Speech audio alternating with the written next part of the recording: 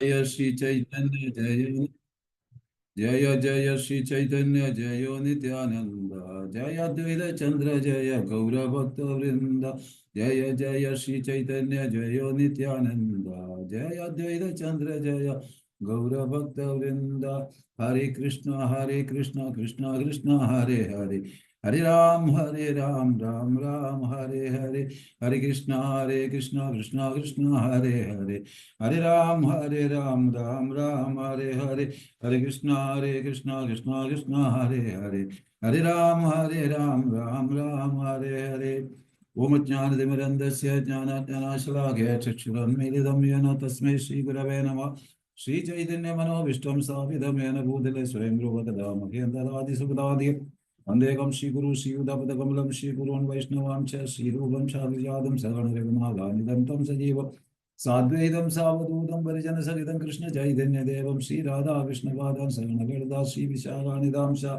ये कृष्णकरुणा सिन्धु दीनबन्धु जगत्पते गोपेश गोपिका कान्त राधाकान्त नमस्तुते तप्तकाञ्चन गौरङ्गी राधे वृन्दावनेश्वरी वृषभानुसुते देवी प्रणमामि हरिप्रिये वाञ्छाकल्पतरुभ्यश्च कृपा सिन्धुदेव पतितानां पावनेभ्यो वैष्णवेभ्यो नमो नमः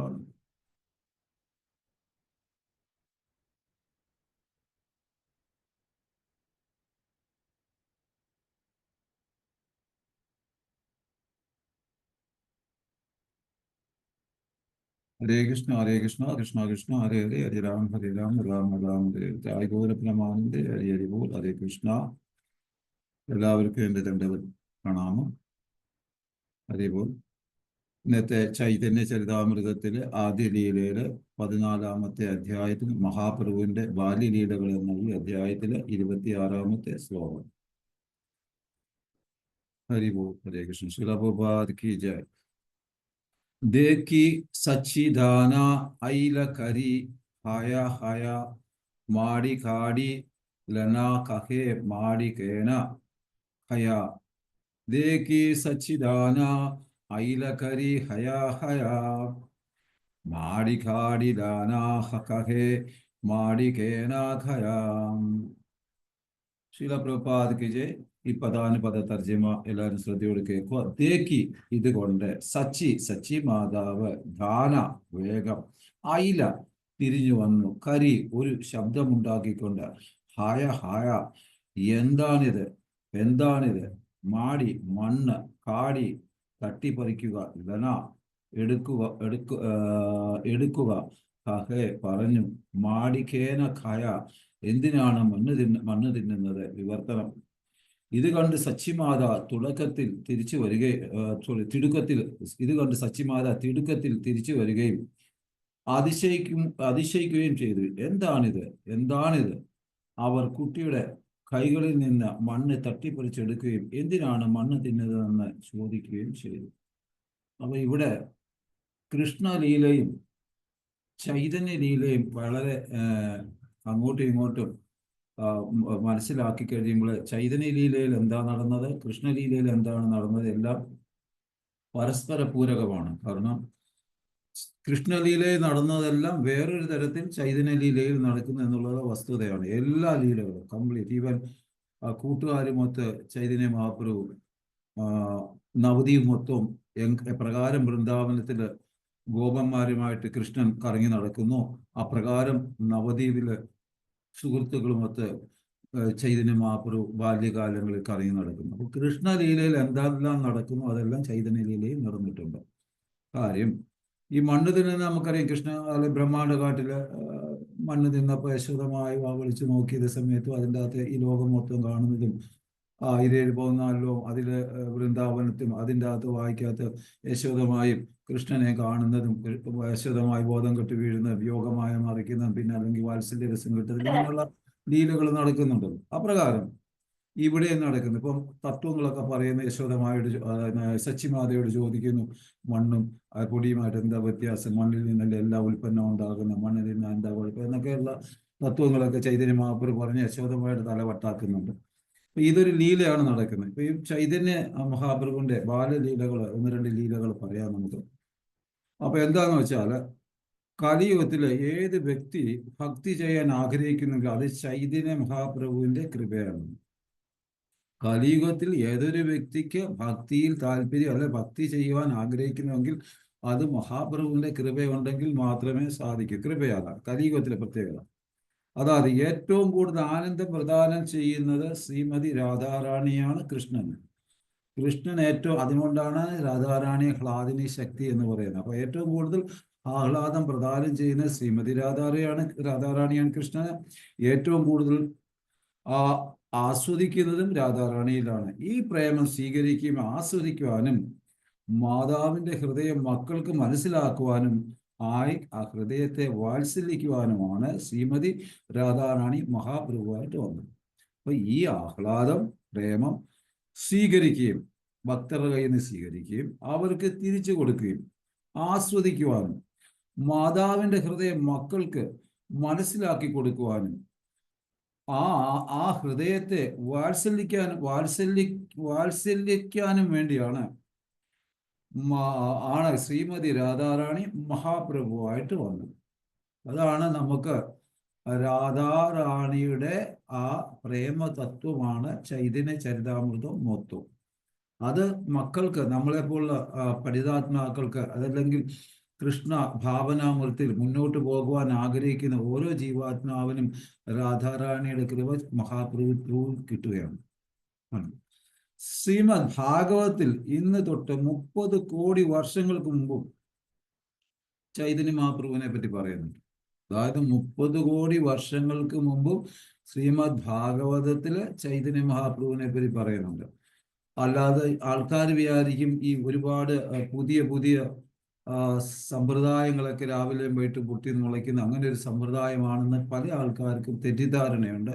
അതല്ല, ഇത് നേരത്തെ പ്രവചിച്ചിട്ടുള്ളതാണ് ശാസ്ത്രങ്ങൾ. പ്രഹ്ലാദ് മഹാരാജ് പറയുന്നു, അങ്ങ് 3 യുഗത്തിലും ഭഗവാനായി വരുന്നു. കറക്റ്റാണ്, എല്ലാ യുഗത്തിലും ഭഗവാനാണെന്ന് കാണിച്ചു കൊടുക്കുന്നു. ഞാനാണ് പരമദിവ്യോത്തമ പുരുഷൻ എന്ന് കാണിച്ചു കൊടുക്കുന്നു.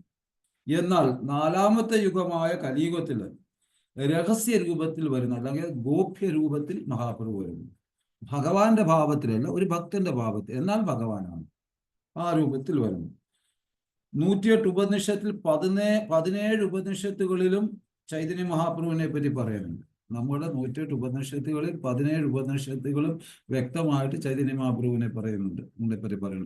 ചൈതന്യ ശിക്ഷാമൃതത്തിൽ നോക്കിക്കഴിഞ്ഞാൽ ഒരുപാടിടത്ത് സ്കന്ദപുരാണമായാലും ബ്രഹ്മപുരാണമായാലും കലിസന്താനോപനിഷത്തായാലും ശിവപുരാണമായാലും വേണ്ട എല്ലായിടത്തും ചൈതന്യ മഹാപ്രഭുവിനെ പറ്റി പറയുന്നുണ്ട്.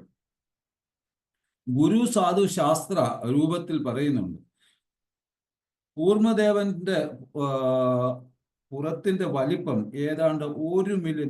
ഈ നമ്മുടെ ഈ എന്താ പറയുന്ന ഈ പാലാഴി കടയ്ക്കുമ്പോൾ ആ മന്ദാര പർവ്വതം താണു പോകാതിരിക്കാൻ വേണ്ടി കൂർമ്മദേവനായിട്ട് അവതരിച്ചിട്ട് താങ്ങി പിടിക്കുകയും ആ പുറത്തിന്റെ ആമയുടെ പുറംതോടിന്റെ വലിപ്പം 1 മില്യൺ റേഡിയസ് ആയിരുന്നു. ആലോചിച്ച് നോക്കി. നമ്മൾ കൂർമാവതാരമായിട്ട് വന്നു. പക്ഷെ എന്താണ്, ഏത് ഭാവത്തിലാണ്? അതിന്റെ പുറത്തിന്റെ റേഡിയസ് മാത്രമാണ് 1 മില്യൺ വലിപ്പമാണ് അതിനുണ്ടായത്. അങ്ങനെ മന്ദാര പർവ്വതത്തെ താങ്ങാനായിട്ടാണ് വന്ന് 8ാം കാണ്ഡം വ്യക്തമായിട്ട് പറയുന്നത്. ഇവിടെ ഗൗരലീലയിൽ ഭക്തിയും ഡിവൈൻ ലവും തരാൻ മഹാപ്രഭു വന്നു. വെറും ഭക്തിയല്ല, ഭക്തിയും ഡിവൈൻ ലവും തരാൻ വേണ്ടിയാണ് നമുക്ക് മഹാപ്രഭു വന്നത്. മഹാപ്രഭു വരുന്നിടം വരെ സാധാരണ ആൾക്കാരെല്ലാം പോകുന്ന വൈകുണ്ഠം വരെയുള്ളൂ. മഹാപ്രഭു വന്നതിന് ശേഷമാണ് ഗോലോകത്തെ പറ്റി സാധാരണക്കാർക്ക് അറിയുന്നതും സാധാരണ ആൾക്കാർ പോകാനും തുടങ്ങിയത്. അപ്പോൾ അതാ ഡിവൈൻ ലവ്, പ്രേമമുണ്ട്, പ്രേമത്തിന്റെ കൂടെ ആ ഡിവൈൻ ലവും തരാനായിട്ട് മഹാപ്രഭു വന്നത്. സതതം കീർത്തയന്തോമാ, നമുക്കറിയാം. അത് ആ ശ്ലോകം ഭഗവത്ഗീതയിൽ പറയുന്നുണ്ട്. എല്ലായ്പ്പോഴും തിരുനാമം ജപിക്കുക. കാരണം കലിയുഗത്തിലെ ആൾക്കാർ ചലഞ്ച് ചെയ്യുന്നു ഭഗവാന്റെ സുപ്രീമസിയെ. കലിയുഗത്തിലെ 90% ആൾക്കാരും ചലഞ്ച് ചെയ്യുവാണ് ഭഗവാന്റെ പരമദിവ്യോത്തമ പുരുഷ ഭാവത്തെ. ആൾക്കാർക്ക് അഹങ്കാരം കൂടുതൽ പ്രകൃതിയെ ചൂഷണം ചെയ്യുന്നു, കൂടുതൽ ഭൗതിക സുഖത്തിന്റെ പുറകെ പോകുന്നു.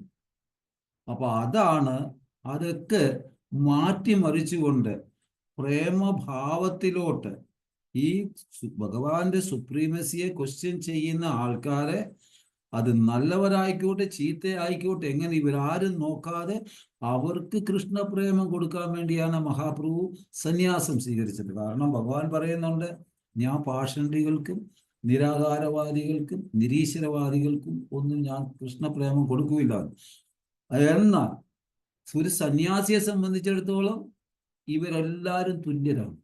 അപ്പൊ അതുകൊണ്ടാണ് അവർക്കും അതായത് ഭഗവത്ഗീതയിൽ പറയുന്നത് സർവധർമാൻ പരിത്യജ മാമേക ശരണം വ്രജ അഹം ത്വം സർവപാപേഭ്യോ മോക്ഷയിഷ്യാമി മാ ശുചഃ കണ്ടീഷൻ വെച്ചു.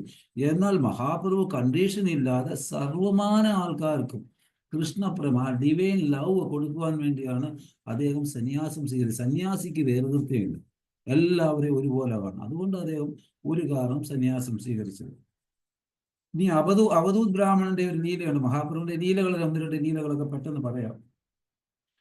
അവധൂത് ബ്രാഹ്മണൻ പരിക്രമ ചെയ്തത് ഗംഗാസ്നാനമൊക്കെ കഴിഞ്ഞ് ജഗന്നാഥ് മിശ്രയുടെ വീട്ടിൽ വന്ന് ജഗന്നാഥ് മിശ്ര പറയുന്നു, ഇവിടെ നിന്ന് നേരത്തെ കണ്ടിട്ടില്ലല്ലോ, അപ്പൊ അങ്ങ് ആരാ എന്നൊക്കെ ചോദിക്കുന്നുണ്ട്. അപ്പൊ അദ്ദേഹം പറയുന്നുണ്ട്,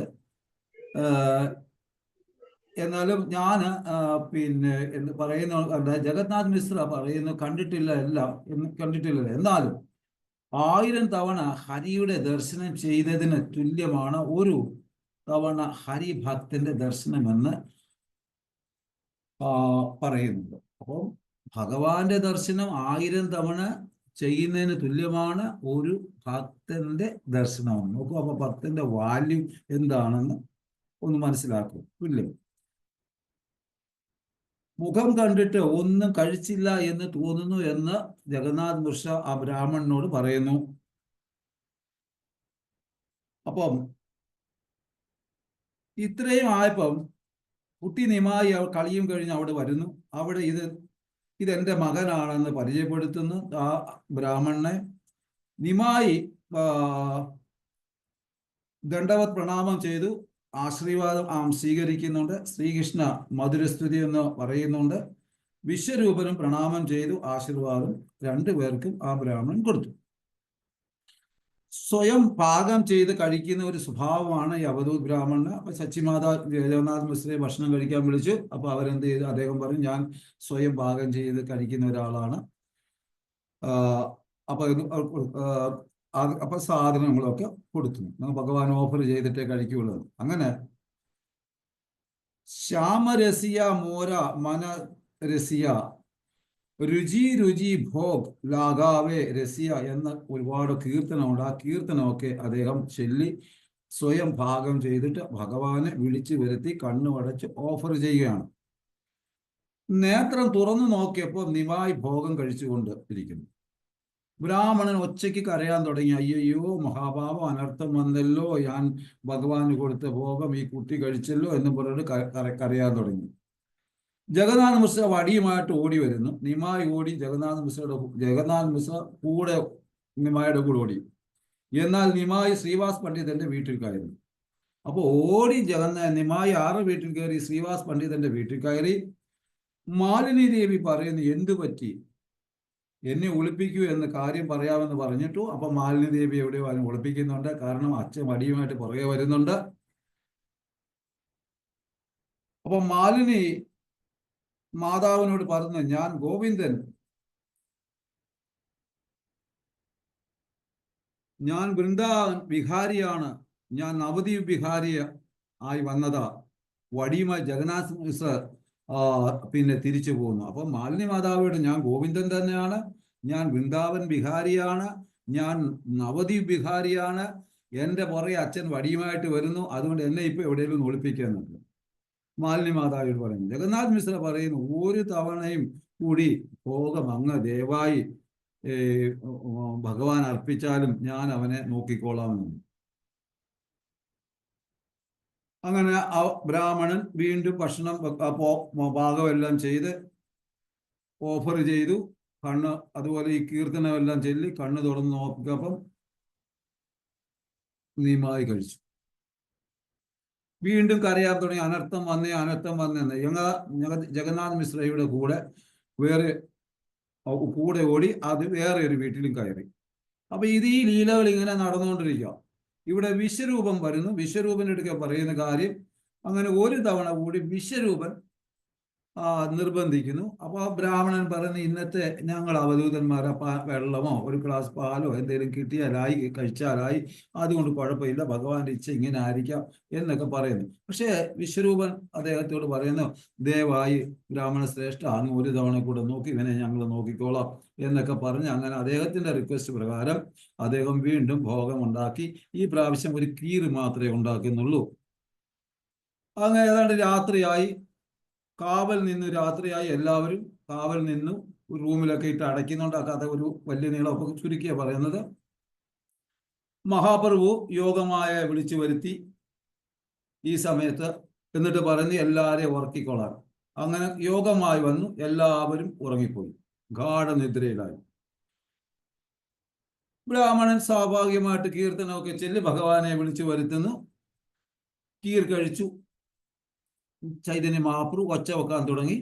അപ്പം ഭഗവാൻ ചൈതന്യ മഹാപ്രഭു ബ്രാഹ്മണന്റെ വാപൊത്തി. ഒച്ച വെക്കാൻ തുടങ്ങിയപ്പോ മഹാപ്രഭു വാപൊത്തി. ബ്രാഹ്മണൻ വിളിച്ചു വരുത്തിയിട്ട്, നീ ഒച്ച വെക്കുന്നു എന്ന് ബ്രാഹ്മണന്റെ അടുക്ക മഹാപ്രഭു ചോദിച്ചു. നീ ഭക്ഷണം കഴിക്കാനായിട്ട് വിളിച്ചു വരുത്തുന്നു, എന്നിട്ട് ഒച്ചയും വെക്കുന്നു, ഇതെന്തൊരു ഇടപാടാന്ന് ബ്രാഹ്മണന്റെ അടുക്കൽ മഹാപ്രഭു ചോദിക്കുന്നു. ഞാൻ എൻ്റെ ഗോപാലനെയാണ് വിളിക്കുന്നത് എന്ന് ബ്രാഹ്മണൻ പറയുന്നു. ദയാകരോ, ആരാണ് നിമായി? കണ്ടിട്ട് ബാലന്റെ കൂട്ടല്ലല്ലോ, പറയുന്ന ആരാ എന്ന് എൻ്റെ കണ്ണിലെ മായയുടെ പരിത മാറ്റി തരൂ എന്ന് ബ്രാഹ്മണൻ ഭഗവാനോട് പറയുന്നുണ്ട്, നിമായോട് തരുന്നു എന്ന്. ബ്രാഹ്മണൻ മഹാപ്രഭുവിന്റെ ചരണത്തിൽ വീണു. എന്നാൽ മഹാപ്രഭു എല്ലാവർക്കും ഷഡ്ഭുജ രൂപമാണ് കാണിച്ചു കൊടുത്തത്. വളരെ വാല്യമായ ഒരു പോയിന്റാണ്. നോർമലായിട്ട് മഹാപ്രഭു എല്ലാവരും 6 കൈകളുള്ള ആ രൂപമാണ് എല്ലാവരെയും ഷഡ്ഭുജ രൂപമാണ് കാണിച്ചു കൊടുത്തത്. എന്നാൽ ഈ ബ്രാഹ്മണൻ കൊടുക്കുന്ന 8 ഭുജമുള്ള രൂപമാണ് കാണിച്ചു കൊടുത്തത്. എന്താന്ന് വെച്ചാൽ നാരായണ രൂപം, 4 കൈയും ശംഖ് ചക്ര ഗദാ പത്മമായിട്ടുള്ള ആ രൂപം, 4 കൈയില്. 2 കൈയില് മുരളി കുതിരിക്കുന്ന കൃഷ്ണരൂപം. അടുത്തത് ഒരു കൈയില് മക്കൻ പിടിച്ചുകൊണ്ടിരിക്കുന്നത്, ഒരു കയ്യിൽ ഈ വിപ്രൻ അർപ്പിച്ച കീറ് എടുത്ത് തിന്നാനുള്ള ഭാവത്തിൽ എടുത്തിരിക്കുന്നത്. ഈ രൂപമാണ് ബ്രാഹ്മണന് ചൈതന്യ മഹാപ്രഭു കാണിച്ചു കൊടുക്കുന്നത്. 8 കൈകളുള്ള രൂപം. 4 കൈയില് നാരായണ രൂപം, ശംഖ് ചക്ര ഗദാപത്നം. 2 കൈയില് വേണു ഊതിക്കൊണ്ടിരിക്കുന്ന ഗോപാല രൂപം. ഒരു കൈയില് പിന്നെ മക്കൻ വെണ്ണ തിന്നുന്ന കൈകളിലിരിക്കുന്ന രൂപം. ഒരു കൈയില് കീറ്, ബ്രാഹ്മണൻ അർപ്പിച്ച കീറിന്. ഇത് കണ്ടപ്പോൾ മാത്രമേ ബ്രാഹ്മണൻ പ്രണാമം കൊടുത്തു. മഹാപ്രഭുവിന്റെ പാദകമലം ശിരസ് വെച്ച് ബ്രാഹ്മണന്റെ തലയിൽ തൊട്ട് അനുഗ്രഹിച്ചു. അദ്ദേഹം വളരെ സന്തോഷവാനായി ഉച്ചത്തിൽ കരയാൻ തുടങ്ങി.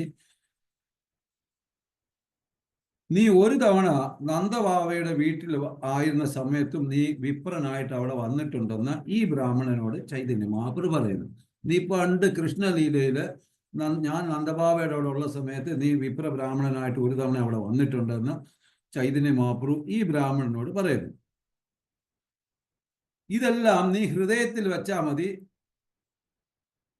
എന്നിട്ടോ നീ തീർത്ഥാടനം വിടുക, എന്നിട്ട് ഗൃഹസ്ഥ ആകുക എന്ന് ചൈതന്യ മഹാപ്രഭു ഈ ബ്രാഹ്മണനോട് പറയുന്നു. നീ ഇങ്ങനെ അവധൂത ബ്രാഹ്മണനായിട്ട് അലഞ്ഞു നടക്കാതെ തീർത്ഥാടനം വിട്ടിട്ട് നീ ഗൃഹസ്ഥനാവും, കല്യാണം കഴിക്കും. നിന്റെ സന്താനത്താൽ കൃഷ്ണഭക്തിയുടെ പ്രചാരം ഉണ്ടാകുമെന്ന് അനുഗ്രഹം കൊടുത്തു. നിനക്കുണ്ടാകുന്ന സന്താനത്താൽ കൃഷ്ണഭക്തിയുടെ പ്രചാരണം ഉണ്ടാകും എന്ന് പറയുന്നു.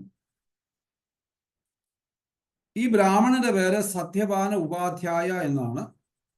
മൂത്തപുത്രന് ബലരാം ദാസും 2 ജനാർദ്ദന ദാസുമാണ് 2 മക്കള്. യോഗമായുടെ പ്രഭാവം ഇല്ലാതായി. അങ്ങനെ ആ രാത്രി അവിടുന്ന് യോഗമായ തൽക്കാലത്തേക്ക് അവിടുന്ന് പോകുന്നു. എല്ലാവരും ഉണരുന്നു. ജഗന്നാഥ് മിശ്ര ഭോഗം കഴിക്കുന്നത് കണ്ട് കരയുകയായിരുന്നു. നേരത്തെ കഴിച്ചത് ബ്രാഹ്മണൻ മഹാപ്രസാദം ആണ് എന്ന് പറഞ്ഞ് ബ്രാഹ്മണൻ കഴിക്കുന്നു. ഇത് കണ്ട് ജഗന്നാഥ് മിശ്രയ്ക്ക് ഭയങ്കര സന്തോഷം. കാരണം എന്നാ നേരത്തെ കഴിച്ച പ്രസാദവും നേരത്തെ ഭഗവാൻ ഓഫർ ചെയ്ത പ്രസാദവും ഈ ബ്രാഹ്മണൻ കഴിക്കാൻ തുടങ്ങി. ഈ ഖീർ മാത്രമല്ല, 2 തവണ നേരത്തെ ഓഫർ ചെയ്ത ആ പ്രസാദവും കഴിച്ചിട്ട് അവരോട് പറഞ്ഞു ഇത് മഹാപ്രസാദമാണെന്ന് പറഞ്ഞ് ബ്രാഹ്മണന്റെ കണ്ണിങ്ങനെ നിറയുന്നു. ജഗന്നാഥ് മിശ്രയ്ക്കും വലിയ സന്തോഷമായി, സച്ചിമാതയും സന്തോഷവതിയായി.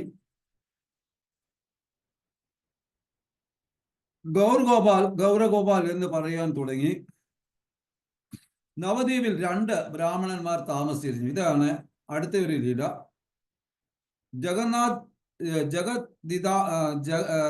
ജഗതിദാസ്, ഹിരണ്യദാസ് എന്നിവർ ഏകാദശി വ്രതം എല്ലാം എടുത്തിരുന്നു. വളരെ രഹസ്യമായിട്ടായിരുന്നു ഇവർ ഏകാദശി വ്രതമൊക്കെ എടുത്തിരുന്നത്. ശക്തമായ രീതിയിൽ, രഹസ്യമായ രീതിയിൽ അവർ ഏകാദശി വ്രതം എടുത്തിരുന്നു.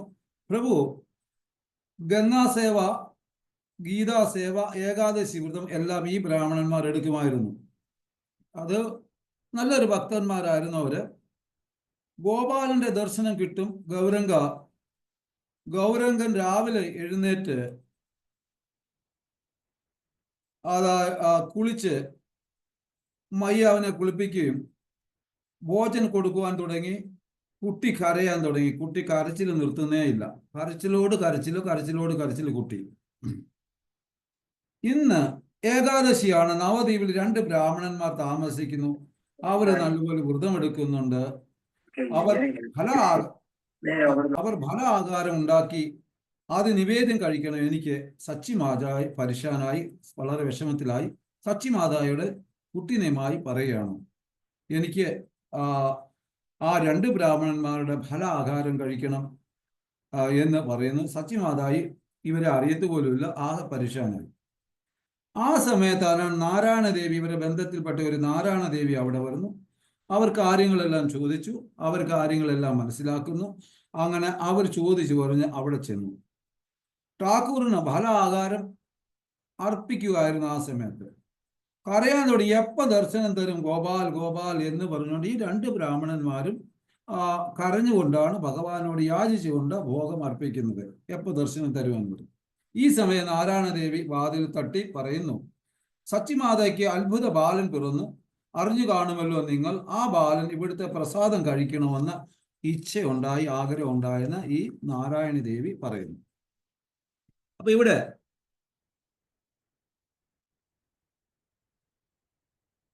സച്ചിമാതയുടെ കുട്ടിയെ കാണാനും ഈ നാരായണ മാതാജിയുടെ കൂടെ ഈ ബ്രാഹ്മണന്മാർ ഈ ഭോഗമെല്ലാം എടുത്തിട്ട് നിവേദ്യം എടുത്തുകൊണ്ട് വരുന്നു. അറിയാതെ ഞങ്ങൾ ഉണ്ടാക്കിയത് ഇത് ഏത് ബാലനാണ്, ആരും അറിയാതാണ് ഞങ്ങൾ ഈ വക കാര്യങ്ങളൊക്കെ ചെയ്തത്. അതും ഫലാഹാരമാണ് പ്രസാദം വെച്ചതെന്നൊക്കെ ഏത് ബാലൻ അറിഞ്ഞ, ആരോടും ഞങ്ങൾ പറഞ്ഞിട്ടില്ല. ഈ ബാലനെ ഞങ്ങൾക്കൊന്ന് കാണണം, ഞങ്ങൾ ഈ ബാലന് ഭോഗം കൊടുക്കണമെന്ന് പറഞ്ഞിട്ട് അവരും കൂടെ ഇറങ്ങി. അങ്ങനെ സച്ചിമാതയുടെ വീട്ടിൽ കയറി മുറ്റത്ത് നിൽക്കുന്ന സാക്ഷാൽ ഗോപാലൻ ഇത് നന്ദഭവൻ ആരുടെ കയ്യിൽ ഭോജനം കൊടുത്തു എന്ന് ചോദിക്കുന്നുണ്ട്. അങ്ങനെ സച്ചിമാത പറയുന്നു, ഗൗർ, നീ എന്നെ നാണം കെടുത്തിക്കും.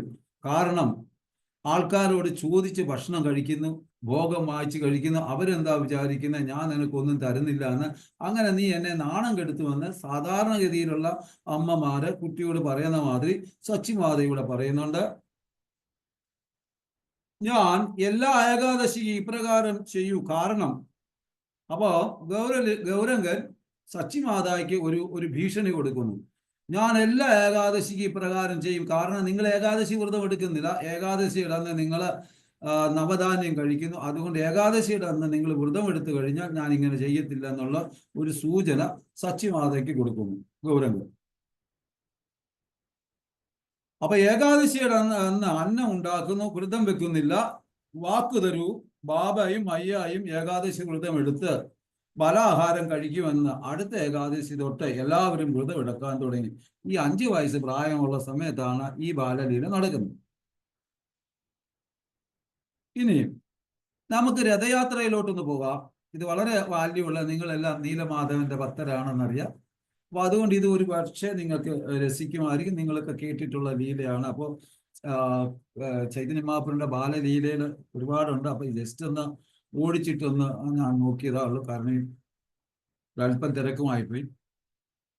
അപ്പോ രാജ ഇന്ദ്രദുമ്നൻ സ്ഥാപിച്ച ജഗന്നാഥ് ബലദേവ് സുഭദ്രമായി സ്നാനയാത്രയ്ക്ക് ശേഷം 16-17 ദിവസം കഴിഞ്ഞ് രഥയാത്ര ഉത്സവം നടക്കുന്നു, മഹോത്സവം നടക്കുന്നു. എന്നാൽ സാധാരണഗതിയിൽ എല്ലാ വർഷവും ചൈതന്യ മഹാപ്രഭുവിന്റെ സത്സംഗം കിട്ടാനായിട്ട് ബംഗാളിൽ നിന്നും ഒറീസയിൽ ചാതുർമാസ ചാതുർമാസത്തിലാണ് കംപ്ലീറ്റ് ആൾക്കാരും പോകുന്നത്. ചൈതന്യ മഹാപ്രഭു എല്ലാ ഭക്തരെയും രഥയാത്രയ്ക്ക് എല്ലാ വർഷവും വരാൻ വിളിക്കുകയും ചെയ്യുന്നു. അങ്ങനെ 20 വർഷമായി ഇത് തുടർന്നുകൊണ്ടേയിരുന്നു. കൃഷ്ണ കവിരാജദാസ് പ്രഭു വ്യക്തമായി പറയുന്നു എങ്ങനെയാണ് ചൈതന്യ മഹാപ്രഭു രഥോത്സവം ആഘോഷിച്ചിരുന്നെന്ന്. ചൈതന്യ മഹാപ്രഭു 7 ഭക്ത ഗ്രൂപ്പായിട്ട് ആൾക്കാരെ തിരിച്ചു. ഈ 7 ഗ്രൂപ്പും രഥത്തിന്റെ ചുറ്റും നിൽക്കും. ഇവർ കീർത്തനം ചെയ്യും. എന്നാൽ ചൈതന്യ മഹാപ്രഭു നൃത്തം ചെയ്യും. ഈ 7 ഗ്രൂപ്പ് ഒന്നിക്കും.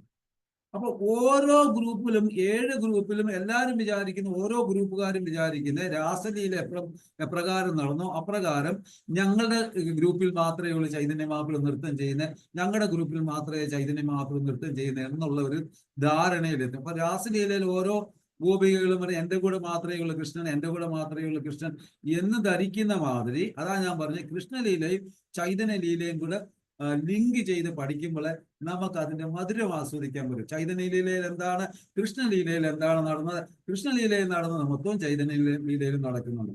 വ്യത്യസ്തമായിട്ടാണെന്നുണ്ട് A to Z നടക്കുന്നുണ്ട്. അപ്പൊ അവർ വിചാരിക്കുന്നു, ഓരോരുത്തരും വിചാരിക്കും ഞങ്ങളുടെ ഗ്രൂപ്പിലുള്ള 7 ഗ്രൂപ്പിലും ചൈതന്യ മഹാപ്രഭു നൃത്തം ചെയ്യുന്നുണ്ട്, കീർത്തനം ചെയ്യുന്നു. ഈ നൃത്തം ആത്മീയ നൃത്തമാണ്, വെറും നൃത്തമല്ല, ആത്മീയ നൃത്തം. ഇവിടെ മിറാക്കിൾ ഉണ്ടാകുന്നു. ചൈതന്യ മഹാപ്രഭു 7ആയി വിസ്തരിക്കുന്നു, ഓരോ ഗ്രൂപ്പിന്റെയും കൂടെ കൂടുന്നു. ഇവിടുത്തെ പ്രത്യേകത ഓരോ ഗ്രൂപ്പുകാരും കാണുന്നത് ഞങ്ങളുടെ ഗ്രൂപ്പിന്റെ കൂടെ മാത്രമല്ല. എന്നാൽ രാസലീല ദ്വാരകയിൽ നടന്ന മാതിരി രാസലീലയിൽ 10 മില്യനായിട്ടാണ് ഭഗവാൻ വിസ്തരിച്ചത്. ദ്വാരകയിൽ 16,108 വിസ്തരിക്കുന്നു. 16,108 വീടുകൾ പ്രത്യേക ജോലികളിൽ ആ ഭഗവാൻ ഏർപ്പെട്ടുകൊണ്ടേയിരിക്കുന്നു. എല്ലാ ദിവസവും 16,108 വിസ്തരിച്ചു. അങ്ങനെ വ്യത്യസ്ത പ്രവൃത്തിയിലായിരിക്കും കൃഷ്ണൻ. 7 ഗ്രൂപ്പിലും നൃത്തം ചെയ്യുന്ന വ്യത്യസ്തതയിൽ. എന്നാൽ ഒറീസയിലെ രാജാ പ്രതാപരുദ്ര ശ്രേഷ്ഠ ഭക്തനാണ്. പ്രതാപരുദ്ര മഹാരാജിന് ഈ വ്യത്യസ്ത 7 ഗ്രൂപ്പിലും നൃത്തം കാണാൻ കഴിയുമായിരുന്നു. അപ്പോൾ അദ്ദേഹം പ്രതാപരുദ്ര മഹാരാജ് നല്ലൊരു ഭക്തനായിരുന്നു. അദ്ദേഹത്തിനും വേണ്ട 1-2 കുറച്ച് ഭക്തർക്ക് മാത്രമേ ഇത് കാണാൻ കഴിയുള്ളൂ. ചൈതന്യ മഹാപ്രഭു 7 ഗ്രൂപ്പിലും 7ആയിട്ട് വിസ്തരിച്ച് 7 ഗ്രൂപ്പിലും ഒരേ സമയത്ത് കീർത്തനവും നൃത്തവും ചെയ്യുന്നുണ്ടെന്നുള്ളത് കാണാൻ ബാക്കിയുള്ളവരെല്ലാവർക്കും ഒരാൾക്കും കാണാൻ സാധിക്കുന്നില്ല. എന്നാൽ ഇവിടെ ഇവിടെ സർവോമ ഭട്ടാചാര്യർ ഉണ്ടായിരുന്നു. കുറച്ച് ഭക്തർക്ക് മാത്രമേ കാണാൻ കഴിഞ്ഞുള്ളൂ. ജഗന്നാഥ് ചൈതന്യ മഹാപ്രഭുവിന്റെ ലീലകൾ ചില സമയം രഥത്തിന്റെ മുമ്പിൽ നൃത്തം ചെയ്യും, ചില സമയം പുറകിൽ നൃത്തം ചെയ്യും, ചില സമയം രഥം ഉള്ളാതെ നിൽക്കും മഹാപ്രഭുവിന്റെ നൃത്തം കാണും. എന്നാൽ പുറകിൽ നൃത്തം ചെയ്യുമ്പോഴും രഥം നിർത്തിയിട്ട് എവിടെ ചൈതന്യ മഹാപ്രഭു എന്ന് ജഗന്നാഥൻ നോക്കി അത് രഥം നിൽക്കും.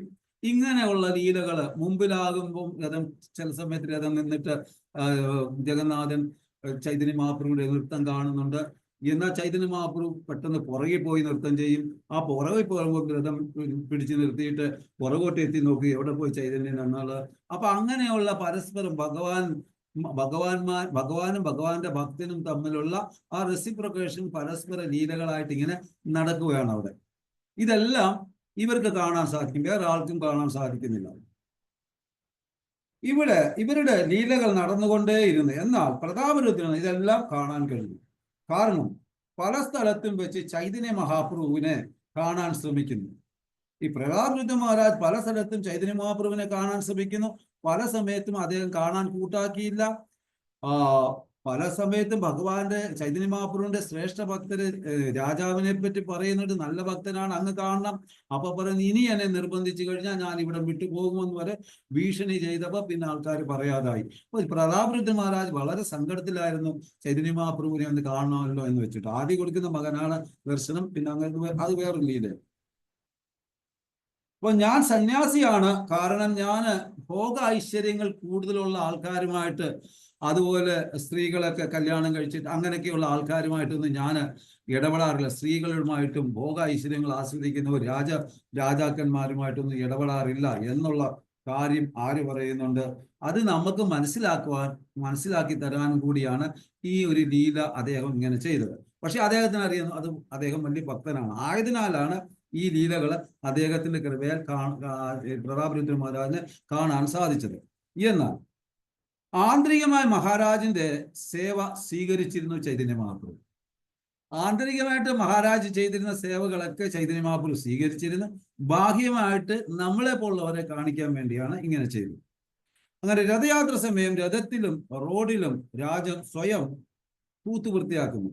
ശരിയാണ്, അവിടെ ഇന്നാണേലും ഒറീസയുടെ മുഖ്യമന്ത്രി ആണേലും അവിടെ റോഡ് തൂത്ത് വൃത്തിയാക്കിയാലേ പറ്റൂ. അത് അങ്ങനെയാണ് അവിടുത്തെ സിസ്റ്റം.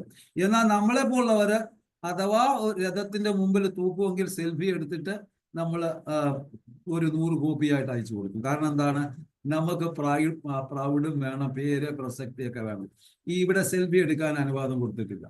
പക്ഷെ രാജാവ് പ്രതാപരുദ്രൻ മഹാരാജ് അതൊട്ട് ചെയ്തിട്ടില്ല. ഇന്നാണെങ്കിൽ സെൽഫി ആയിരിക്കും.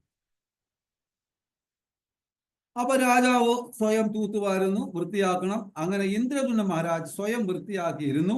മുൻകാലങ്ങളില് ജഗന്നാഥ് ഭക്തന്റെ ഹ്യൂമിലിറ്റി, ലാളിത്യവും ചൈതന്യ മഹാപ്രഭു കണ്ടതുകൊണ്ട് ഇങ്ങനെ കൃപ കൊടുത്തു. കാരണം രാജാവിന്റെ ആ ഹ്യൂമിലിറ്റിയും ലാളിത്യവും ഭക്തിയും ഒക്കെ കണ്ടതുകൊണ്ടാണ് ചൈതന്യ മഹാപ്രഭു ഈ ലീല കാണിച്ചു കൊടുത്തത് രാജാവിന്, പ്രതാപരുദ്ര മഹാരാജിന്. അങ്ങനെ കൃഷ്ണൻ സ്വീകരിക്കുന്നത് നമ്മുടെ ഭക്തിയുടെ മൂടാണ്. കാരണം നമ്മളെല്ലാവരും ദാനം കൊടുത്തിട്ട് 4 പേരോട് പറയും ഞാൻ ഇത്ര ദാനം ചെയ്തു, പ്രസക്തിക്ക് വേണ്ടി. അത് രാജസിക് ദാനമാണ്. അപ്പോ എന്നാൽ ഭഗവാൻ നോക്കുന്നത് എത്ര ഇവൻ പാത്തു വെച്ചു എന്നുള്ളതാണ്. എത്ര കൊടുത്തു എന്നുള്ളതല്ല നോക്കുന്നത്, എത്ര ഇവൻ ഒതുക്കി വെച്ചു, പാത്തു വെച്ചു, അതാണ് ഭഗവാൻ നോക്കുന്നത്. അതുപോലെ ഭഗവാൻ നോക്കുന്നത് നമ്മുടെ ഭാവമാണ്. ഭാവം മാത്രമേ നോക്കുന്നുള്ളൂ. ഒരു നെല്ലിക്ക ജഗന്നാഥന് സ്നേഹത്തോടും ഭക്തിയോടും പ്രേമത്തോടും കൊടുത്ത ജഗന്നാഥൻ 2 കൈ നീട്ടി അത് സ്വീകരിക്കും, ഒരു പ്രശ്നവുമില്ല. കാരണം ജഗന്നാഥന്റെയും ചൈതന്യ മഹാപ്രഭുവിന്റെ സ്വഭാവം ഒന്നാണേലും വ്യത്യസ്ത ഭാവമാണ്. അതായത് എന്റെക്ക് ഒരുപാട് അനുഭവങ്ങൾ ഉണ്ടായിട്ട് ഞാൻ അത് ഒന്ന് ഷെയർ ചെയ്യാം നിങ്ങൾക്ക്. നിങ്ങളെല്ലാം രഥയാത്ര നടത്തുന്നവർ, അതുകൊണ്ട് പറയാം. ആർക്കെങ്കിലും ഒഴിച്ചുകൂടാൻ പറ്റാത്ത ദുഃഖങ്ങളോ പ്രയാസങ്ങളോ ചില കാര്യങ്ങൾ നടക്കാതെ വന്നുണ്ടെങ്കിൽ രഥയാത്ര സമയത്ത് ജഗന്നാഥനെ കെട്ടിപ്പിടിച്ചിട്ട് ജഗന്നാഥന്റെ ചെവി പറഞ്ഞാൽ മതി, എനിക്കിത് സാധിച്ചു തരണം എൻ്റെ ഭഗവാനെ എന്ന് വളരെ ഭയഭക്തി ശരണാഗതിയോടുകൂടി പറയുവാണെങ്കിൽ എഴുതി വെച്ചോളൂ, അടുത്ത രഥയാത്രയ്ക്ക് മുമ്പായിട്ട് ഇത് സാധിക്കും. കാരണം എനിക്ക് 1-2 അനുഭവം ഉണ്ട്. ഒന്ന് എൻ്റെ വ്യക്തിപരമായിട്ടുള്ള, അത് ഞാൻ ഷെയർ ചെയ്യുന്നില്ല. ഒരു അനുഭവം എന്ന് പറഞ്ഞാൽ, ഞാൻ ദോഹയിലുള്ള സമയത്ത് എൻ്റെ ഒരു സുഹൃത്തിനെ കണ്ട് 9 വർഷവും മറ്റേ 10 വർഷം മറ്റേ ആയിട്ട് ആ ഗൗരപ്രിയോട് ചോദിച്ചാൽ അറിയാം, കുട്ടികളില്ലായിരുന്നു. അപ്പൊ രഥയാത്രയ്ക്ക് ഞാൻ ജഗന്നാഥന് എന്നും തുളസി വെച്ചിട്ട് അവർക്ക് വേണ്ടി പ്രാർത്ഥിക്കുമായിരുന്നു. ജഗന്നാഥന് പ്രാർത്ഥന അടുക്ക് പ്രാർത്ഥിക്കുമ്പോൾ തുളസി വെച്ചിട്ടേ പ്രാർത്ഥിക്കുള്ളൂ, അത് സാധിക്കും. അപ്പൊ ഈ രഥയാത്രയ്ക്ക് എന്ന് ഞാൻ ജഗന്നാഥനെ കെട്ടിപ്പിടിച്ചിട്ട് പറഞ്ഞു അവർക്കൊരു കുഞ്ഞിനെ കൊടുക്കണേ ഭഗവാൻ. അപ്പൊ അവർ കുട്ടികളില്ലാത്തതുകൊണ്ട് സ്വാഭാവികമായിട്ട് ഭാര്യയും ഭർത്താവും കൂടി ചെറിയൊരു സ്വരച്ചേർച്ചകളുടെ വക്കിലോട്ട് എത്തിയിട്ടുണ്ട്. അത് പിന്നെ വലുതാകുമെന്ന് എനിക്ക് ഭയം ഉണ്ടായിരുന്നു. അതുകൊണ്ട് നോർത്ത് ഇന്ത്യൻ ആണ്, ബോംബെക്കാരൻ. അങ്ങനെ അടുത്ത രഥയാത്ര സമയത്ത് കുട്ടിയായി. അത് അവസാനം അവര് എൻ്റെ കയ്യിൽ ഞാൻ പറഞ്ഞു ജഗന്നാഥന്റെ കാൽപാദത്തിൽ വെച്ചോളാം, ഇത് ജഗന്നാഥന്റെ സന്തതിയാണ്. അങ്ങനെ പല കാര്യങ്ങളും ഒരു മാതാജിക്ക് ചികിത്സിച്ച് അവശരായി. അവസാനം ഇനി ചികിത്സിക്കാൻ വയ്യ എന്ന് പറഞ്ഞപ്പോൾ ഞാൻ മാതാജിയോട് പറഞ്ഞു, ഇങ്ങനൊരു കാര്യമുണ്ട്, രഹസ്യമാക്കി എന്ന് പറഞ്ഞു. നിസ്സഹായ അവസ്ഥയിൽ നമ്മൾ ഭഗവാനോടല്ലാതെ ആരോടാ പറയാനുള്ളത്? ആൾക്കാർ ഇപ്പൊ ഇത് കേൾക്കുന്ന നിങ്ങൾക്ക് തോന്നും നിഷ്കാമ ഭക്തിയാണ്, നമ്മളെല്ലാവരും മിശ്ര ഭക്തിയാണ്. എല്ലാവരും കാണുന്ന ഞാൻ അങ്ങ് 100% ശരണാഗതി പ്രാപിച്ചു എന്നുള്ള ഭാവത്തിൽ ആൾക്കാർ സംസാരിക്കുന്നത്. പക്ഷെ അവരോട് ചോദിക്കണം, ഞാൻ ഏത് ഭാവത്തിലാണ്? നമ്മളെല്ലാം മിശ്രഭക്തിക്കാരാണ്. അപ്പൊ നമ്മൾ മിശ്രഭക്തി ആയി കഴിയുമ്പോൾ നിഷ്കാമ ഭക്തിയുടെ 7 അയലോകത്തോടും വന്നിട്ടില്ല. അപ്പൊ നമുക്ക് ഭഗവാനോടല്ലാതെ ആരോടാ പറയാനുള്ളത്? അപ്പൊ അദ്ദേഹത്തോട് പറയും. അതായത് ദ്രൗപദി നിസ്സഹായാവസ്ഥയല്ല. അക്ഷയപാത്രം വന്ന എങ്ങനെ? നിസ്സഹായാവസ്ഥയിൽ. വസ്ത്രം ഭഗവാൻ കൊടുത്ത അതാ നിസ്സഹായാവസ്ഥയിൽ. ആദ്യം എന്താണ് വസ്ത്രം കൊടുക്കുമ്പോൾ രുക്മിണി മാതാ പറയുന്നുണ്ട്, ഭഗവാനെ കണ്ടില്ലേ, നിങ്ങളുടെ ഭക്തയല്ലേ? അപ്പൊ ഭഗവാൻ പറയുന്നുണ്ട്, നീ കണ്ടില്ലേ, അവള് സാരിന്ന് പിടിവിടട്ടെ. അപ്പൊ ഒരു കൈ സാരിയിലും ഒരു കൈ കൃഷ്ണ കൃഷ്ണ എന്ന് വിളിക്കുന്നു. 2 കൈയും നിവൃത്തിയില്ലാതെ വന്നപ്പോൾ 2 കൈയും പൊക്കി കൃഷ്ണ എന്ന് വിളിച്ചപ്പോൾ വസ്ത്രത്തിന്റെ മല തന്നെ വന്നു. അപ്പോൾ 2 കൈ നീട്ടി നിസ്സഹായ അവസ്ഥ, ഒരു രക്ഷയില്ല എന്ന് കണ്ടപ്പോൾ 2 കൈ പൊക്കി. അപ്പൊ ദ്രൗപദി രുക്മിണി മാതയോട് പറയുന്നുണ്ട്, അവൾ സാരിന്ന് പിടിവിടട്ടെ എന്ന്. പിടിവിടും. അപ്പൊ നമ്മൾ ഒരു കൈ നമ്മുടെ വസ്ത്രം പിടിച്ചേക്കോ, നമ്മൾ മിശ്രഭക്തി, ഒരു കൈ ഭക്തിയിലും. അപ്പൊ ആ മിശ്രഭക്തിക്കാരാ നമ്മള്. ഫുൾ ശരണാഗതി ഒന്നും ആയിട്ടില്ല. പിന്നെ ഗുരുകൃപയാൽ ഇങ്ങനെ മസിൽ പിടിച്ച് നടക്കുന്നേ. ഞാൻ എൻ്റെ കാര്യം പറഞ്ഞത്, നിങ്ങളെല്ലാം 100% ശരണാഗതി പ്രാപിച്ചതാണ്. ഹരേ കൃഷ്ണ. അപ്പോ ഭാവഗ്രാഹി ജനാർദ്ദന എന്നാണ് പറയുന്നത്. നമ്മുടെ ഭാവമാണ് ഭഗവാൻ നോക്കുന്നത്. അപ്പൊ ചിലർ കൃഷ്ണനെ നല്ല രീതിയിൽ കീർത്തനം ചെയ്യും. എന്നാൽ കീർത്തനം ചെയ്യാൻ അറിയാത്തവരുടെ കീർത്തനം ഭഗവാൻ സ്വീകരിക്കത്തില്ല. 100% സ്വീകരിക്കും. അത് എരുമരാഗമായാലും പോത്തുരാഗമായാലും ഏത് രാഗമായാലും ഭഗവാനും ഭഗവാന്റെ ഭക്തനും തമ്മിലുള്ള ലീലയാണ്. അവിടെ രാഗത്തിന് ഒരു പ്രസക്തിയില്ല. അതാണ് ഗന്ധർവ സംഗീതവും വൈഷ്ണവ സംഗീതവും തമ്മിലുള്ള വ്യത്യാസം. ഗന്ധർവ സംഗീതത്തിന് ഇമ്പം ഉണ്ടാവും, വൈഷ്ണവ സംഗീതത്തിന് ഇമ്പം ഉണ്ടാവില്ല, പക്ഷെ ഭാവം ഉണ്ടാവും. ആ വൈഷ്ണവ സംഗീതം ഗന്ധർവ സംഗീതം. അപ്പൊ നമ്മൾ വീട്ടിൽ ബാത്റൂം സിംഗർ ആണേലും നമ്മൾ ഭഗവാന്റെ മുമ്പിൽ ഒറ്റയ്ക്ക് ഇരിക്കുമ്പോൾ നമ്മുടെ രാഗത്തിൽ അങ്ങ് ഭഗവാനെ കീർത്തിച്ചാൽ സുഖമായിട്ട് നമ്മുടെ അടുത്ത് ഭഗവാൻ വരും. ഭഗവാൻ അത് ഇഷ്ടമാക്കി കേൾക്കാം. കാരണം നമ്മുടെ ഭാവഗ്രാഹി ജനാർദ്ദന, നമ്മുടെ ഭാവം മാത്രമേ ഭഗവാൻ കേൾക്കുള്ളൂ. അപ്പൊ ഇവിടെ കീർത്തനവും സ്വീകരിക്കും. എന്നാൽ സിംഗർക്ക് പ്രൗഡ് വരും, ഞാൻ നല്ലൊരു കീർത്തനം ചെയ്യുന്നു, ഞാൻ മോശക്കാരനല്ല, അടിപൊളി സെറ്റപ്പ് ആണെന്നുള്ള ആ ഒരു പ്രൗഡ് ഉണ്ടാവും. അത് ശ്രദ്ധിക്കണം. എന്നാൽ നമ്മൾ ഈ തൂക്കുന്നത് സെൽഫി എടുക്കാൻ വേണ്ടി ആയിരിക്കുമെന്നാണ്. ഈ മൂഡ് സ്വീകരിക്കില്ല. ഞാൻ ഹമ്പിളാണ് എന്ന് കാണിക്കാനാണ് ആൾക്കാർ ഈ ഹൃദയത്തിന്റെ മുമ്പിൽ തൂക്കുന്നത്. പക്ഷെ അങ്ങനെ ചെയ്യരുത്. പിന്നെ ശരിയാക്കും ഹമ്പിളായിട്ട് ഞാൻ ദാസൻ എന്നുള്ള ഭാവത്തിൽ വേണം ചെയ്യാൻ. അങ്ങനെ നമ്മൾ ഭക്തരെയും ഭഗവാനെയും ഹ്യൂമിലിറ്റിയോടെ സേവ ചെയ്യണമെന്ന് കാണിച്ചു തരുന്നു. അപ്പൊ ഒരു ഭക്തനെയും ഭഗവാനെയും എപ്രകാരം നമ്മൾ സേവ ചെയ്യണം? വളരെ ഭയഭക്തി, ബഹുമാനം, സ്നേഹത്തോടും താഴ്മയോടും കൂടി വേണം സേവ ചെയ്യാൻ. ഹ്യൂമിലിറ്റി വേണം. നമോ ബ്രാഹ്മണ്യ ദേവായ ഗോ ബ്രാഹ്മണിതായ ജഗതാ കൃഷ്ണായ ഗോവിന്ദായ നമോ നമ. ജൈതി ദേവോ ദേവകീ നന്ദനസോ ജൈതി കൃഷ്ണോ വൃഷ്ണിവംശ പ്രദീപാഹ ജൈതി മേഘശ്യാമള കോമളാംഗോ ജൈതി പൃഥ്വിഭാര നാശോ മുകുന്ദ. ഇത്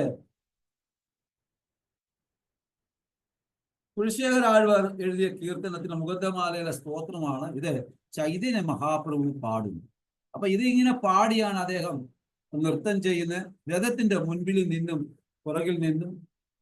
പിന്നെ വീണ്ടും പാടുന്നു, ജൈതി ജനനി വാസോ ദേവകീ ജന്മവാദോ യദുവര സ്പർശ സ്വയഭോഭിരസ്വ അന്നധർമ്മം സ്ഥിരചര വൃതിച നഗ്ന സുസ്മിത ശ്രീമുഖേന വൃജപുര വനിതാനാം വർത്തയാൻ കാമദേവം. ശ്രീമദ് ഭാഗവതത്തിൽ 10-ാം കാണ്ഡത്തിലെ ഒരു ശ്ലോകമാണിത്. അങ്ങനെ ഗ്ലോറിഫിക്കേഷൻ അവസാനത്തെ അധ്യായത്തില് നാഹം വിപ്രോ നാ ജനർപതിർ നാഭി വയശോ നാ ശൂദ്രോ നാഹം വർണ്ണീന ചാഗ്രഹ പതിർന വസ്തു യദീർവ. എന്നാൽ കിന്തു പ്രത്യേകം പ്രോത്യം നിഖല പരമാനന്ദ പൂർണ്ണാമൃതേ ഗോപി ഭക്തർ പദകമലയോർ ദാസാനുദാസ. ഇത് നമ്മുടെ ഐഡന്റിറ്റിയാണ്. നമ്മള് ദാസനാണെന്നുള്ളത് ചൈതന്യ മഹാപ്രഭു നമ്മളെ കാണിച്ചു തരുന്നു. നമ്മുടെ ഐഡന്റിറ്റിയാണ്. എന്നാൽ ഈ ശ്ലോകത്തിൽ കൂടി കാണിക്കും, നമ്മൾ ആത്മാവ് മാത്രമല്ല, ഞാൻ പൊതുവേ നമ്മൾ പറയുന്നത് ഞാൻ ഈ ശരീരമല്ല ആത്മാവാണെന്ന്. എന്നാൽ ഇതിൽ കൂടി നമ്മൾ മനസ്സിലാകേണ്ടത് നമ്മൾ ആത്മാവ് മാത്രമല്ല, നമ്മൾ ഭഗവാന്റെ ദാസനാണെന്നുള്ളതാണ് ചൈതന്യ മഹാപ്രഭു. ഇവിടെയാണ് നമുക്ക് ഹ്യൂമിലിറ്റി ഉണ്ടാകുന്നത്. ഈ ഭാവത്തിൽ എത്തുമ്പോഴേ ഹ്യൂമിലിറ്റി ഉണ്ടാവുള്ളൂ. പറയാം, എനിക്ക് വലിയ നമ്മള് മറ്റുള്ളവരെ കാണിക്കാണ്ട് അയ്യോ പ്രഭു ഞാൻ പതീതനാണ്, ഓ അയ്യോ പ്രഭു പറഞ്ഞാൽ പ്രഭുവിന്റെ പാദത്തെ തൊട്ട് നമസ്കരിക്കുന്നു, അങ്ങയെ കണ്ടത് വളരെ നല്ലതാണ്, അതാന്നൊക്കെ ഇതൊക്കെ പറയും. പക്ഷെ ആ ലെവലിലൊന്നും എത്താൻ ഇച്ചിരി പ്രയാസമാണ്. പക്ഷെ എന്നാലും നമ്മൾ ദാസ് എന്നുള്ള ആ ഭാവമാണ് നമ്മുടെ യഥാർത്ഥ ഐഡന്റിറ്റി. ഞാൻ ഈ ശരീരമല്ല ആത്മാവും, അതൊരു ഐഡന്റിറ്റിയാണ്. ഇവിടെ പ്രേമഭക്തിയുടെ ഭാവത്തിൽ ഇത് വളരെ നിർബന്ധമാണ്. അതായത് ഗോപികളുടെ മാസ്റ്ററായ കൃഷ്ണന്റെ സേവകന്റെ സേവകനാണ്. ഇതാണ് എൻ്റെ അഭിപ്രായം. മഹാപ്രഭു പറയുന്നു, ഇതാണ് ഞാൻ എന്നും പറയുന്നു. അപ്പൊ മഹാപ്രഭു കീർത്തനത്തിൽ കുതിക്കാൻ തുടങ്ങി, കീർത്തനം ചെല്ലാൻ തുടങ്ങി. അതുപോലെ അദ്ദേഹത്തെ തിരക്കിൽ നിന്ന് രക്ഷിക്കാനായി വരിഷ്ഠ ഭക്തർ ചുറ്റും നിന്നിരുന്നു. പ്രതാപരുദ്രന്റെ സംരക്ഷണ വലയത്തിൽ ഉണ്ടായിരുന്ന ശ്രീവാസ ഠാക്കൂർ മഹാപ്രഭുവിന്റെ മുന്നിൽ ഹരിചന്ദ്രൻ രാജാ പ്രതാപരുദ്രന്റെ കൂട്ടാളിയാണ്. അപ്പോൾ ശ്രീവാസ് ഠാക്കൂർ മഹാപ്രഭുവിന്റെ നൃത്തങ്ങൾ ഇങ്ങനെ കണ്ടും ഭാവങ്ങളും കണ്ടും ഈ വ്യത്യസ്ത രൂപങ്ങളെല്ലാം കണ്ട് ആസ്വദിച്ചുകൊണ്ടിരിക്കുകയാണ്. സൈഡിലോട്ട് മാറാൻ പറയുന്നു ഈ ഹരിചന്ദ്രൻ.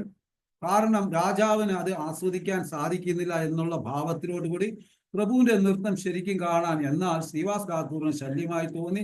ഇതാരാണ് ചെയ്യുന്നതെന്ന് ആത്മീയതയിൽ ഹരിചന്ദ്രൻ ഒന്ന് കൊടുത്തു. അപ്പൊ ഇതാരാണ് എൻ്റെ ദർശനത്തെ, മഹാപ്രഭുവിന്റെ ദർശനത്തെ വിഘ്നം ചെയ്യുന്നതെന്ന് നോക്കിയപ്പോ ഇതാണ്. ആ സ്നേഹത്തോട് വാത്സല്യത്തോട് ആത്മീയതയിൽ ഒന്ന് കൊടുത്തു. നമ്മൾ ഒരിക്കലും അങ്ങനെ ആകരുത്. നമ്മൾ അങ്ങനെ ആകാൻ നോക്കുകയും ചെയ്ത് രണ്ട് രീതി, നമ്മൾ ആത്മീയമായിട്ട് നശിക്കും, ശാരീരികമായിട്ട് നമുക്ക് നാശമുണ്ടാകും. അപ്പൊ അതുകൊണ്ട് നമ്മൾ അങ്ങനെ ആകാൻ നോക്കും. ആരാണ് ചെയ്യുന്നത് എന്ന ആത്മീയതയിൽ ഹരിചന്ദ്രൻ ഒന്ന് കൊടുത്തു ശ്രീവാസ് ഠാക്കൂർ. കാരണം ആനന്ദത്തിന് വിഘ്നം വരുന്നു. എന്നാൽ ഹരിചന്ദ്രന് ദേഷ്യം വന്നു. മഹാരാജ് പ്രതാപരുദ്രൻ ഇടപെട്ട് നീ ഭാഗ്യവാനാണ്, ശ്രീവാസ് ഠാക്കൂറിന്റെ അനുഗ്രഹം കിട്ടി, നീ ഭാഗ്യവാൻ എന്ന് പറഞ്ഞ് അദ്ദേഹത്തെ സമാധാനിക്കും. ശരിക്കും അതാണ് ഗുരു നമ്മളോട് സാധാരണ നമ്മളോട് ദേഷ്യപ്പെട്ട് കഴിഞ്ഞാൽ അത് അനുഗ്രഹമായിട്ട് ശിഷ്യന്മാർ കരുതും. കാരണം അതൊരു ബ്ലെസ്സിങ് ആണ്, ഒരു കൃപയാണ്. അത് സ്വാഭാവികമായിട്ട് ആൾക്കാർക്ക് ഒരു ദേഷ്യമായിട്ട് ഒരിക്കലും തോന്നരുത്. കാരണം ആധ്യാത്മിക ഗുരുനാഥൻ ഒരു ഭക്തന്റെ അടുക്ക്, ഒരു ശിഷ്യന്റെ അടുക്ക്, ഒരു മകളുടെ അടുക്ക് ദേഷ്യപ്പെട്ടാൽ തുള്ളിച്ചാടണം. കാരണം എനിക്ക് കൃപ കിട്ടിയെന്ന് പറയും. ഇതൊരു ശാസ്ത്രത്തിൽ വ്യക്തമായിട്ട് പറയുന്ന ഒരു കാര്യമാണ്. നീ ഭാഗ്യവാനാണ്. അങ്ങനെ റായ് രാമാനന്ദ സംവാദം. സമയമുണ്ടോ മാതാജി? ഹരിബോൾ. ഹരേ കൃഷ്ണ. ഒരു 10 മിനിറ്റ് കൂടെ എടുക്കുക. ആ റായ് രാമാനന്ദ സംവാദമുണ്ട്. രാമാനന്ദ റായ് ആധികാരിക രസിക ഭക്തനാണ് എന്ന് എല്ലാവർക്കും അറിയാം. സർവഭൗമ ഭട്ടാചാര്യർ പറയുന്നുണ്ട് മഹാപ്രഭു രസിക ഭക്തിയുടെ സമുദ്രം, എന്നാൽ രാമാനന്ദ റായ് രസിക ഭക്തൻ. അപ്പൊ മഹാപ്രഭു ആണെങ്കിൽ രസിക ഭക്തിയുടെ സമുദ്രം, രാമാനന്ദ റായ് കാർമേഘമാണ് രസിക ഭക്തന്റെ. അപ്പോ ഒന്ന് രസിക ഭക്തന്റെ കാർമേഘമാണ് രാമാനന്ദ റായ്. രാമാനന്ദ സംവാദത്തിലെ ഒരു ലീലയാണ് ഈ പറയുന്നത്. പക്ഷെ രസിക ഭക്ത സമുദ്രമാണ് ചൈതന്യ മഹാപ്രഭു. ഇവിടെ വളരെ ഗുഹ്യമായ ഭക്തിരസം ഈ ലോകത്ത് തരുവാനായി ഇവരുടെ ട്രാൻസെൻഡൽ ആക്കുകയാണ് രാമാനന്ദ റായും ചൈതന്യ മഹാപ്രഭു. അപ്പൊ രാമാനന്ദ റായ് വിശാഖ സഖ്യാണ് നമുക്കറിയാം. ആ രാമാനന്ദ റായിയുടെ കൂടെ അർജുന ഗോപിയുമുണ്ട്. ഈ അർജുന ഗോപി എന്ന് പറഞ്ഞാൽ കുരുക്ഷേത്ര യുദ്ധത്തിൽ നമ്മുടെ സാക്ഷാൽ അർജുനൻ ചൈതന്യ ലീലയിൽ ഗോപിയായിട്ട് വരുന്നതാണ് അർജുന ഗോപി.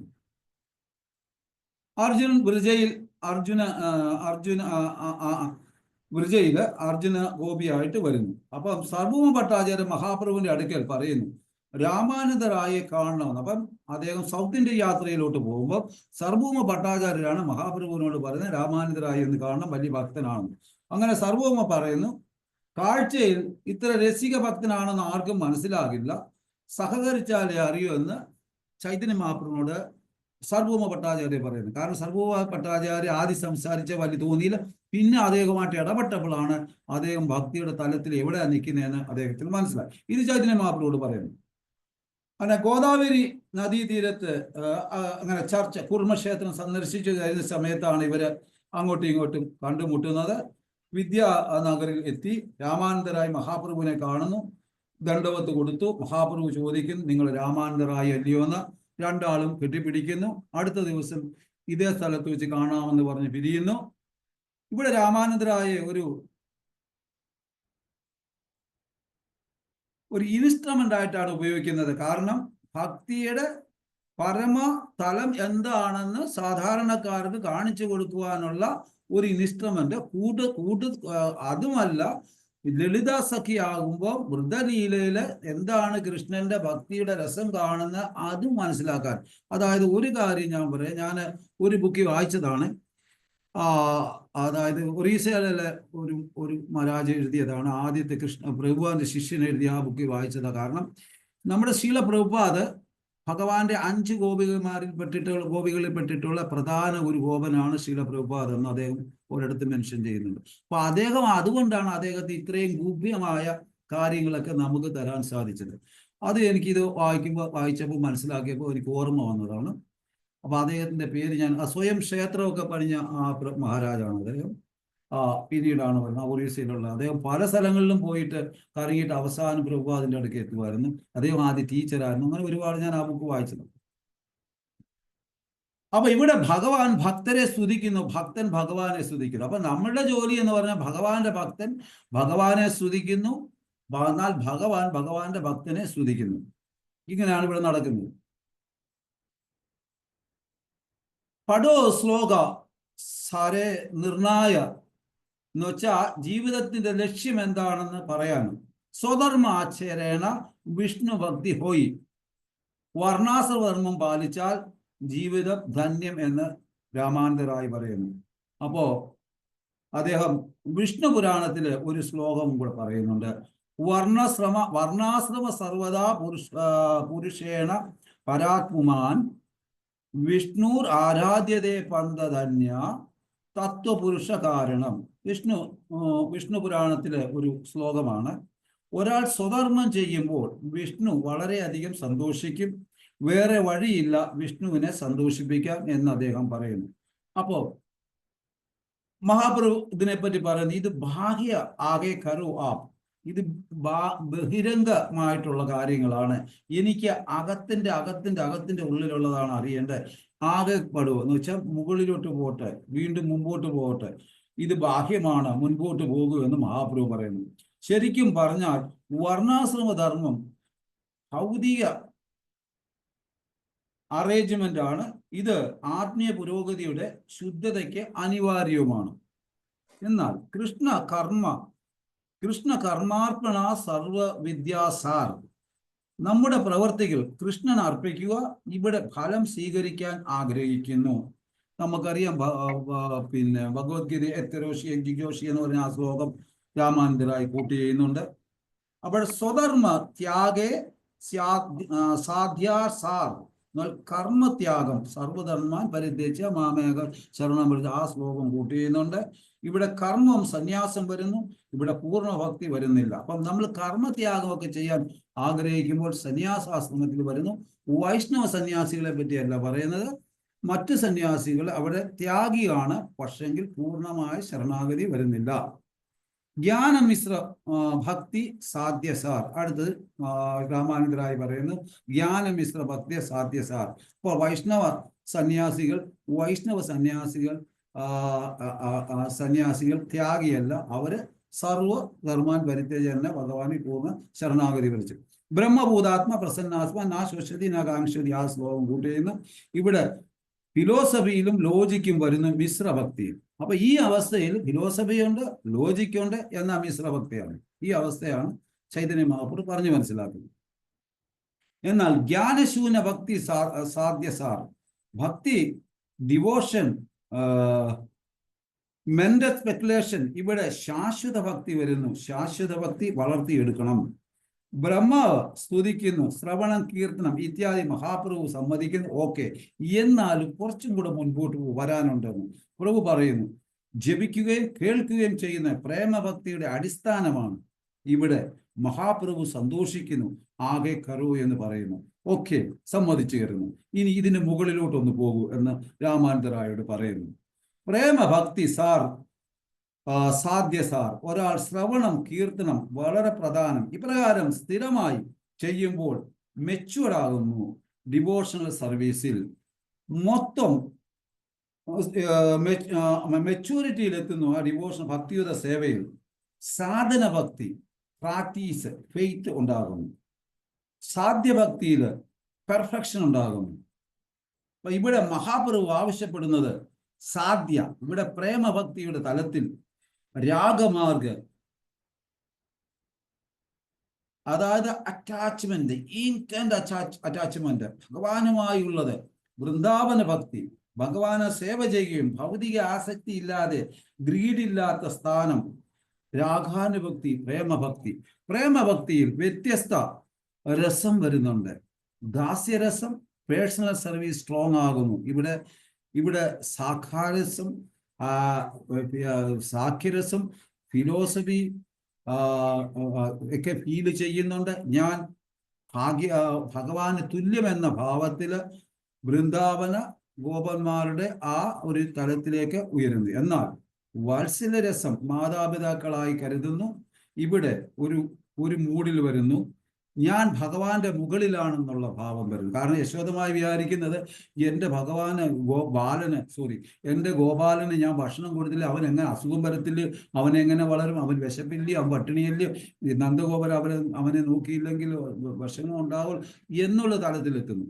എന്നാൽ അവർ വിചാരിക്കുന്നത് വെച്ചാൽ ഞാൻ ഭഗവാനേക്കാൾ മുകളിലാണെന്നുള്ള വാത്സല്യ ഭാവത്തിൽ ഉള്ള ഭക്തിയിൽ അങ്ങനെയാണ്. ഭഗവാൻ അവരുടെ താഴെയാണെന്നുള്ള ഭാവമാണ് അവർ കാണുന്നത്. എങ്കിൽ ഇങ്ങനെ കഴിയുമ്പോൾ ഇത്യാദി ഭീതി കൃഷ്ണനെ ഞങ്ങളാണ് കൃഷ്ണനെ സംരക്ഷിക്കണം എന്നുള്ള ഒരു ഫീൽ അവർക്കുണ്ടാകുന്നു. എന്നാൽ ഏറ്റവും വലിയ രസം മാധുര്യ രസം. കഴിഞ്ഞു പ്രഭു, മാതാജി കഴിഞ്ഞു. ഹരേ കൃഷ്ണ. കഴിഞ്ഞു ഹരിപോൾ കഴിഞ്ഞു. ഹരേ കൃഷ്ണ. അതോടെ എൻ്റെ ലാസ്റ്റ് പറഞ്ഞു. അപ്പൊ ഏറ്റവും വലിയ രസം മാധുര്യരസം, രാസ് ഡാൻസ് ലക്ഷ്മി ദേവിക്ക് പോലും കാണാൻ സാധിച്ചില്ല. ഇതാണ് നമ്മളുടെ അവസ്ഥ. ഹരേ കൃഷ്ണ. ഞാൻ 10 മിനിറ്റ് കൂടുതൽ എടുത്തു, കാരണം ഈ ലീലകളൊന്ന് കവർ ചെയ്യണമെന്നുണ്ടായിരുന്നു. Haribol, sorry. Hare Krishna. Thank you പ്രഭു. ഹരേ കൃഷ്ണ. ഹരേ കൃഷ്ണ. ഹരിബോൾ. വാഞ്ചാകൽപതരുപക്ഷ കൃപാസിന്ധുദേവച പതിതാനാം പാവനേഭ്യോ വൈഷ്ണവേഭ്യോ നമോ. താങ്ക് യു സോ മച്ച് പ്രഭു. ഹരേ കൃഷ്ണ. ക്ലോസ് ചെയ്തോട്ടെ പ്രഭു.